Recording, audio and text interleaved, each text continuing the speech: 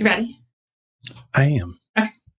Well, Jeff, welcome back to our podcast. It's our second podcast that we're doing here. Second today. podcast. Just you and I this time. Man, this topic, tell everybody what the topic is. All right. Our topic is performance management. That's why no one wanted to join us. Absolutely no one. They were like, oh, I'll be on your podcast. Oh, performance management? No. Yeah, I think I asked like 8 people to join us, and they were like, nah. No, so I gotta think. But it's timely and it's an important topic. It's just a ritual we all have to go through. I know, but it has like this negative connotation to it. Like you and I both worked several places before we came here to Valmark, and it really hasn't changed, right? It's just always kind of carries this heavy burden. Why do you think that is? I don't know, but I tried to do a little bit of research. So a couple things. I found this study. This was from the VMware Women's Leadership Innovation Lab at Stanford University. And according to their study in this one project, only 15% of women and 24% of men managers had confidence in the performance evaluation process. So I think a lot of people just think like the process itself isn't even fair. Okay. And I also did a kind of informal, I asked my friends on LinkedIn, hey, weigh in on this. And to a T, I don't think anybody said anything positive. It was all like, I think it's a waste of time. My last manager did me wrong. I think people get a lot of anxiety about them. And maybe they've just never had an experience that they went through and they felt that they came out better on the other side. So. Okay. So why do you think that is? Like, what are some of those shortcomings of the performance review itself? I think a lot of organizations just let people wing it. They don't have a template. They don't. Or maybe they've not had a good manager, so they just kind of do what they've been shown, and they've never been shown a couple different options of how to do a really good performance review. Yeah, I think that's fair. I'll even add to that, kind of the opposite point of view too, is sometimes it's substance over form. I saw a performance review one time. The template itself was 15 pages. Jeez. It took 10 hours to fill out one performance review. What? Well, no wonder people are frustrated. Yeah, and it required all this gathering of data and facts that honestly should have been available continuously throughout the year. So why pull all that together for one giant year-end report that no one wants to go through? Interesting. Yeah. So, I think a couple other things regarding performance reviews. I read this thing called the Rashomon effect. I'm probably going to say it wrong. It was based on this movie that they did where someone was murdered, but they showed 4 different perspectives. So the idea is that everybody kind of has their own viewpoint or perspective, and they could view this same scene very differently. And I think sometimes with performance reviews, often it's not a collective feedback. It's just maybe one person's feedback. And even though that person is very important to you in a manager-employee relationship, it's still one person's feedback. So I think sometimes people feel like this one person's viewpoint maybe doesn't see everything. I think this is especially true in things like, I had one friend who was in consulting and he's like, hey, my manager actually doesn't even interact with me. I interact with all these other people. These other people could evaluate my performance much better. I'm going to ask for a 360-degree feedback from them versus the input from my manager in terms of my performance. Oh, that's great. I love that. Yeah.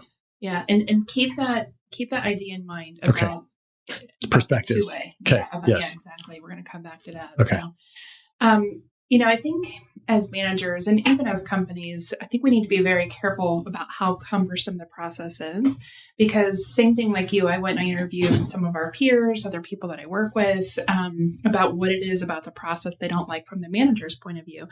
And what I find is that they're finding ways to just get through the process. So they're just rubber stamp. Yeah, exactly. Like, how quickly can I get through this? And I'm going to, just think about how cumbersome it is as I go. And when you do that, you're really losing focus on what's valuable out of the performance review. So, that really kind of weighed on me a lot this year. And I challenged our talent management team here at Valmark to rethink the performance review process and just let's start with the end in mind. Like, what is our goal? So we kind of boiled it down to the goal is simplicity. So we want to make sure we're delivering the purpose of the performance review without losing the value. That's good. I also feel like society changes over time too, right? So you can't keep, just because you had a performance review system that you loved 1, 2, 5, 10 years ago, it may not be relevant for today's zeitgeist or culture. So it's probably something you have to reevaluate continuously, right? Yeah. Continuous feedback, just like we're coaching our employees. That's right. Good. Yeah. So, we looked into that. We looked into how do we make sure this process is simple enough that the managers don't want to shortcut it, but it's valuable for the employee. But you can't do it in a way that's really going to negate, the necessary managerial functions of the performance review itself, right? So what does that look like? You need to make sure you're still giving feedback. It needs to be specific. It needs to be actionable. And it's focused on their performance and development. Very simple formula, right? Yeah. So from your point of view, delivering a value on that, what do you think that looks like from the manager-employee perspective? What feels valuable to you? I think it's got to be two-way, right? It has to be bi-directional. It can't just be the manager evaluating down. I think it needs to be a conversation. Yeah. This is going to sound strange, but I almost think it's like a contract renewal in some ways. So this is going to sound really strange. I know this is probably like way off topic, but so Deanna and I every year, we've been married. I should know. This will be our 23rd year in July. But every year, somewhat tongue in cheek, we call our anniversary contract renewal, right? And kind of like leading up to it, we're talking about all the things we like, or we'll make subtle jokes like, "Hey, you left some dishes laying around. I don't know, contract renewal. Might need to think about that." But I think if you come at it from the perspective of, "Hey, this is like an agreement between the both of us. What's working? What do I want to see improve? What do I want different?" From both sides. Yeah. Right. Because I think oftentimes it's like the employee feeling like anxious, like, oh, this is going to be, one directional. I'm getting evaluated. My life's getting determined by this other person, versus feeling like they have some ownership. They have some agency to say, hey, you know what? Like, I like working here, or I like this, or I like working with you, but can we talk about changing this? Or here's some things, I want in the process too.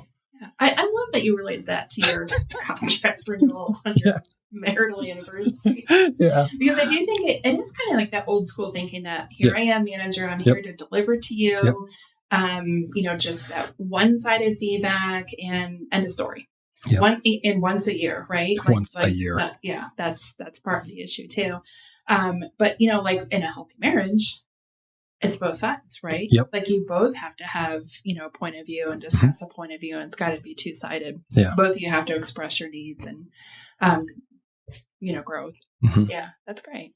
So, conceptually all makes sense, right? We're all on the same page. Yeah, conceptually. Yeah. So how do you get your managers to actually, buy into that? The actual process, right? Where the rubber meets the road. It's one thing to talk about all high level, touchy feely, fuzzy. Oh yeah. But actually doing it, implementing it, something different. Yeah, exactly.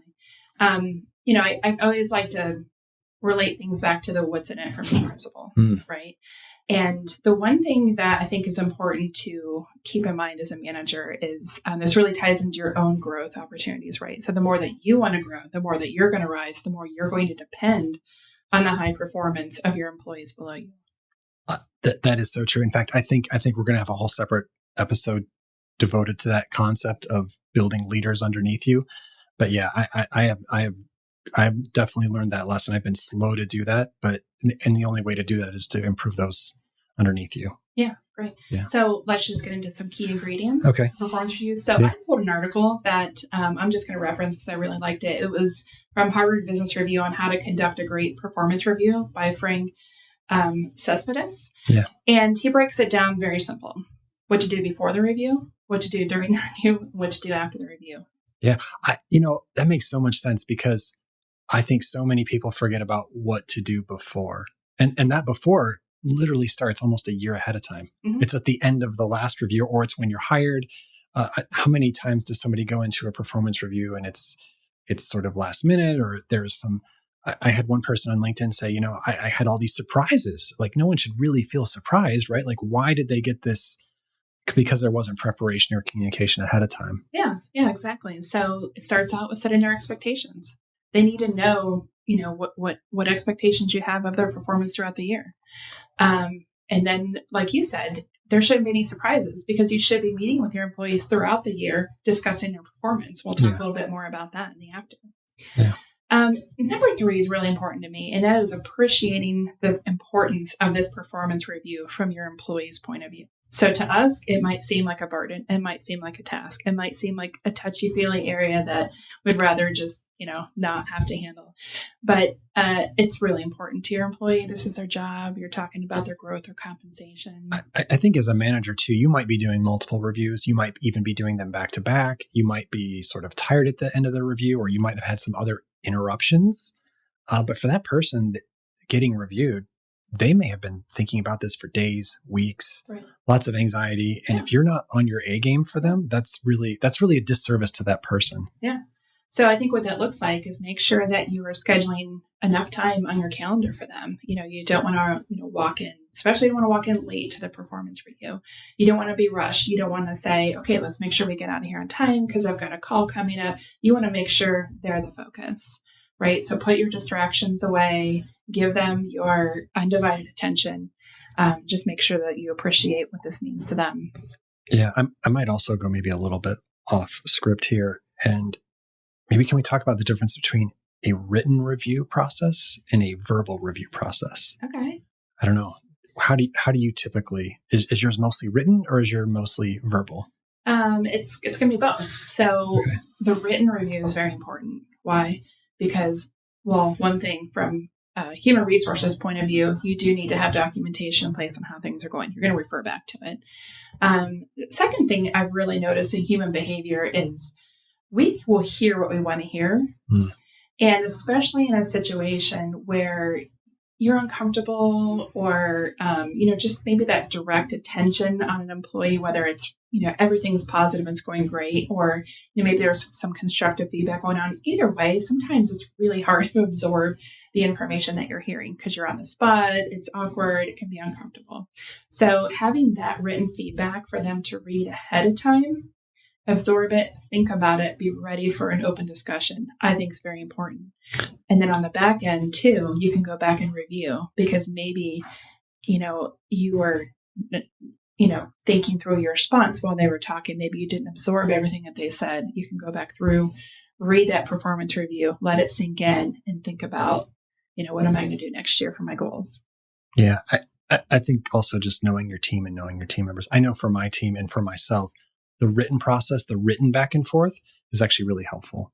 We just, as a team, I think people working in technology sometimes tend to be a little bit deeper thinkers and they might not think well on their feet, but they have deep thoughts. They just need more time to process them. So I think a written back and forth review, I feel like in some instances can lead to deeper introspection and they don't feel the pressure of, I've got this 30-minute meeting or this 40-minute meeting.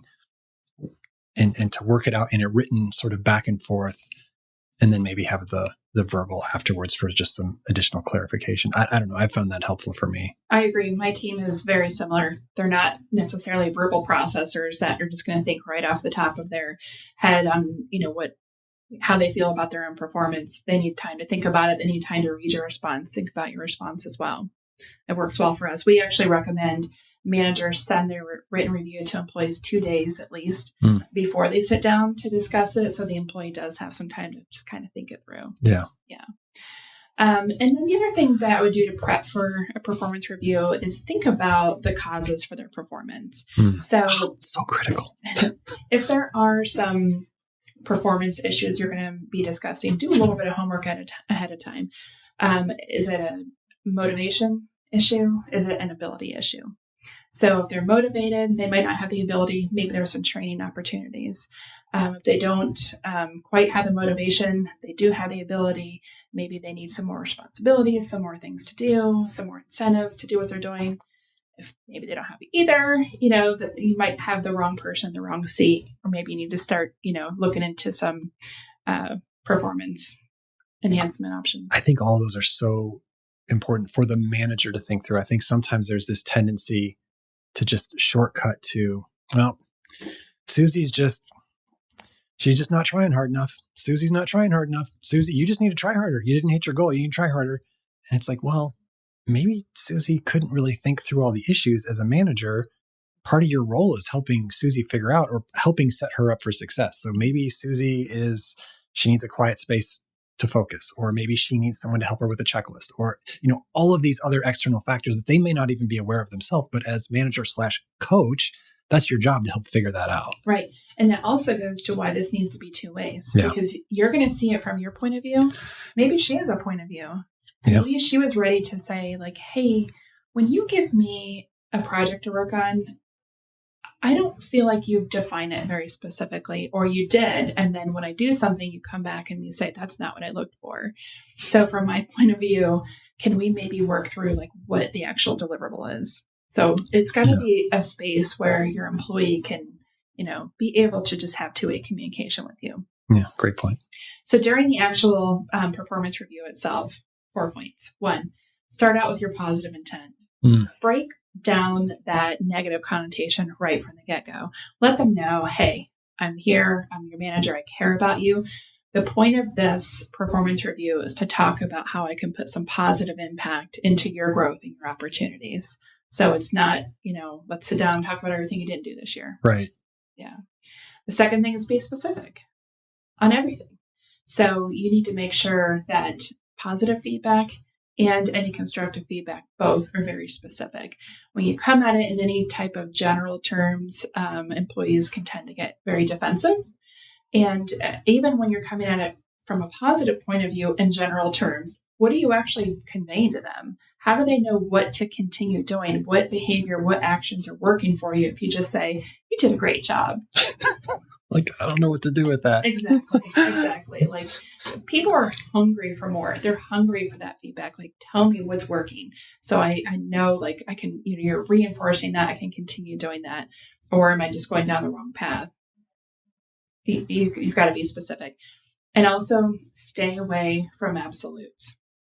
The minute you start feedback with, you know what, you were always doing this, or you never do that, you've lost your point immediately, because your employee is going to think of that one time that didn't apply. Yep. And that's what they're going to focus on. Yeah. Drop a Star Wars reference. Only Siths talk in absolutes. So if you know, you know. Anyway, moving on.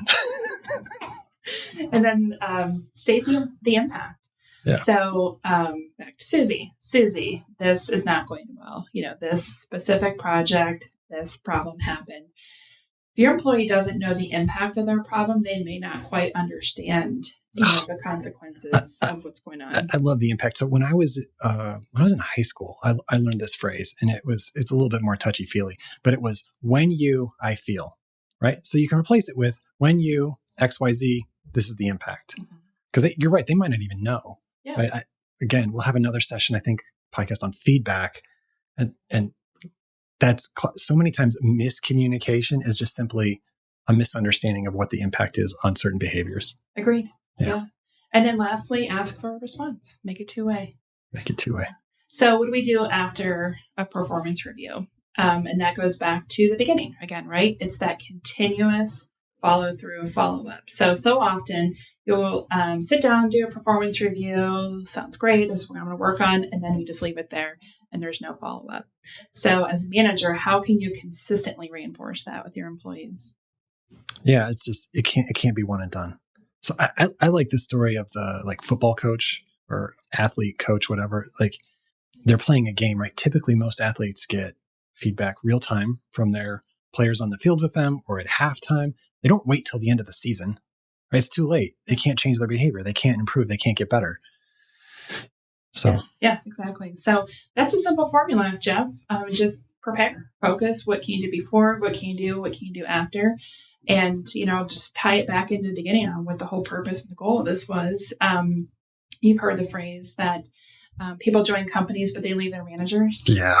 So this is where the rubber meets the road. As a manager, this is your one-on-one time with that employee to show them that you care about their growth and their development and follow it through the rest of the year. That's awesome. I feel like I learned a lot today.